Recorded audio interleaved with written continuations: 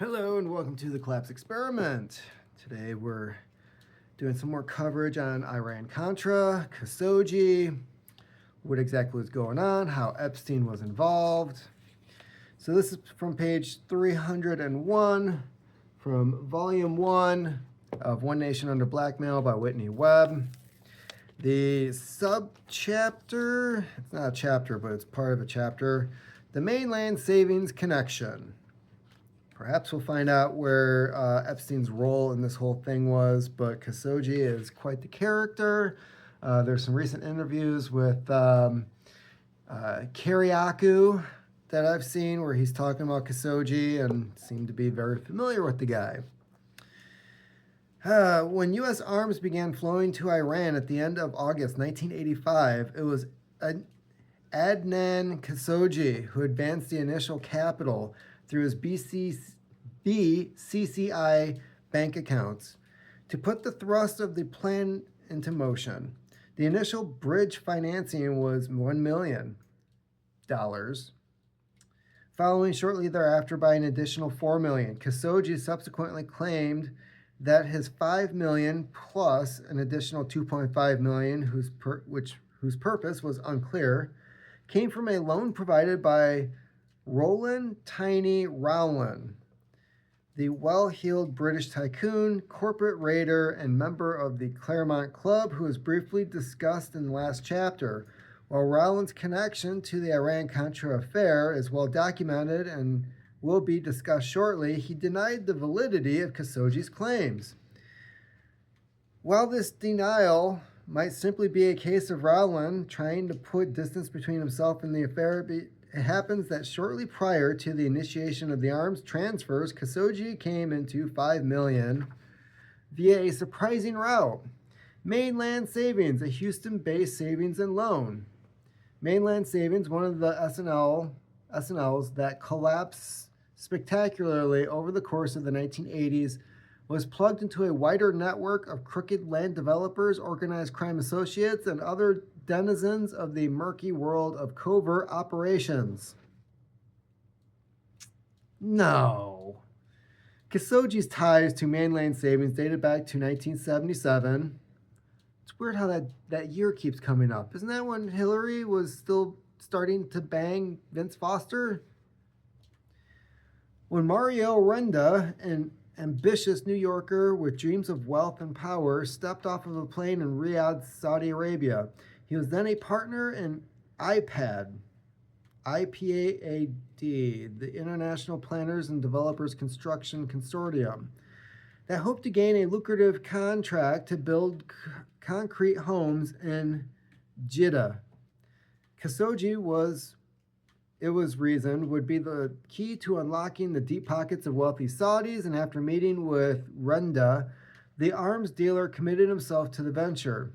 Well, I'm just going to say iPads. While iPad's ambitions were ultimately never realized, it resulted in a long-lasting relationship between Khashoggi and Renda. After iPad fizzled out, Renda leveraged the contracts he gained through the introduction into Khashoggi's inner circle and secured a position as the treasurer of Arab National Bank. Interestingly, in 1973, this bank had formed a joint venture with Lanro, the corporate monolith controlled by Tiny Rowland. Oh, that just came up in the last section that we read. Arab International Bank specialty was certificates of deposits, CDs. It would use vast petrodollar reserves to shop CDs around the world, seeking out the locations that had the highest rates of return.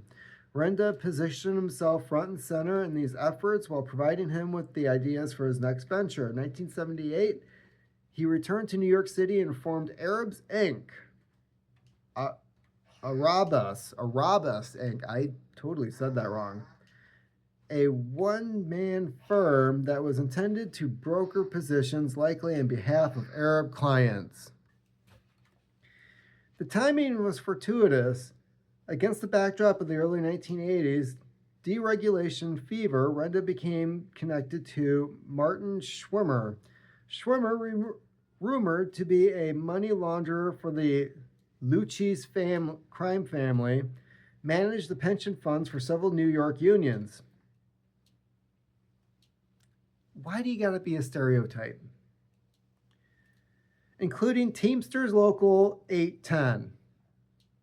Really? Which was reportedly close to organized crime interests. Duh. A plan that was then hatched. Renda and Schwimmer would begin brokering deposits of union pension fund money into S&Ls across the United States, collecting along the way commissions from leading institutions and fees from the unions. Arabas was renamed First United Fund, and soon Renda and Schwimmer were moving billions into a string of savings and loans. Savings and loans? There's no scandal going on here. By the end of the decade, Renda and Schwimmer had deposited money in 130 S&Ls, all of which collapsed. What? Renda's CDs were likely directly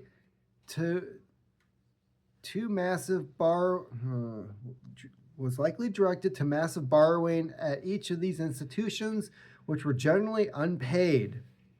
In addition, quite frequently, the borrowing was carried out by an interlinked network of organized crime associates. That collusion was undeniable. Besides the accusations of Schwimmer's involvement with the Lucchese family, Renda was rumored to have controlled a lot of money being loaned for the benefit of Paul Castellano, a powerful head of the Gambino family, and until 1985, the chairman of the commission, the mafia's governing body. Notably, Castellano was one of the several organized crime figures who were clients of Roy Cohn. All of these things and people are connected. Khashoggi stayed close to Renda throughout these developments. One notable example is his involved in mobster by the name of Lawrence Lorizzo, the president of the mob-linked Vantage Petroleum Company. Lorizzo was close to Martin Carey, a brother of New York Governor Hugh Carey, oilman Edward Carey. Vantage had taken over Carey's Petroleum Combustion International, which by this point had already carried out numerous dealings with Lorenzo. Lorenzo would later testify that Martin Carey had been involved in bootlegging gasoline with him, and the profits from these operations had been funneled into Hugh Carey's re-election campaigns. Bootlegging gasoline. Okay. Lorizzo, in other words, was clearly politically connected, and this was what had caught Renda's attention. Renda had wanted to help Khashoggi, who at this time was struggling to get proper permits to build a helicopter landing pad at his home just outside New York City. Oh, first world problems. An associate of Renda by the name of Leslie Winkler told Lorenzo that Renda might be able to assist Lorenzo in getting a fat oil contract if Lorenzo used his powers of persuasion in New York to help Khashoggi. Renda said if Lorenzo could remove these obstacles, Khashoggi would be most appreciative. This sounds like an episode of Billions. At the same time that they were concocting a way to get Khashoggi's helipad up and running, Renda and Lorenzo agreed to embark on a classic bank bust-out scheme akin to what Renda and Schwimmer were doing with the savings and loans. Renda would make deposits at a bank, which would then make loans to a Panamanian shell company controlled by Lorenzo, loans that would never be repaid. The shell company that Lorenzo used was called Houston Holdings, and it had been purchased by Lorenzo from Steve Sanders Samos, a lawyer who maintained a lucrative trade in off-the-shelf Panamanian companies. Is the Panamanian papers going to come in here somewhere? Lorenzo and Samos had been introduced by Renda's friend Leslie Winkler, and one of Samos' primary business associates was a Florida banker named Ray Corona, the partner of Leonard Paluto, a Sunrise State Bank. Okay, where does Khashoggi come back into this? Let's see here. Same SNL became embroiled in a series of overly complicated financial transactions with Khashoggi and a slew of business partners, the origins of which go back to 1974. That was when Khashoggi purchased a large tract of property adjacent to the Galleria, a major shopping hub in downtown Houston that had been developed with the aid of the Marcos family in the Philippines. Can't we just keep it American? Khashoggi acted as frontman for Imelda Marcos on more than one occasion. Khashoggi let the land sit bare until 1979 when he was joined by Clint Murchison Jr., scion of the Dallas oil family. Is this JR? Is this JR Ewing right here? Within $15 million, a financial courtesy of Texas Commerce Bank, the pair embarked on an ambitious development plan. Okay, so I think you get the idea here that all of these high-rolling douchebags are all entwined and all scheming, and all the schemes are related to other schemes. And it's a way of funneling money into the pockets of people who really shouldn't have it while stealing taxpayer dollars. I mean, these aren't federal funds that are being used, but it's banks going under at the cost of you and me, while these people are getting rich and running guns and drugs and complaining about not being able to put in a helipad.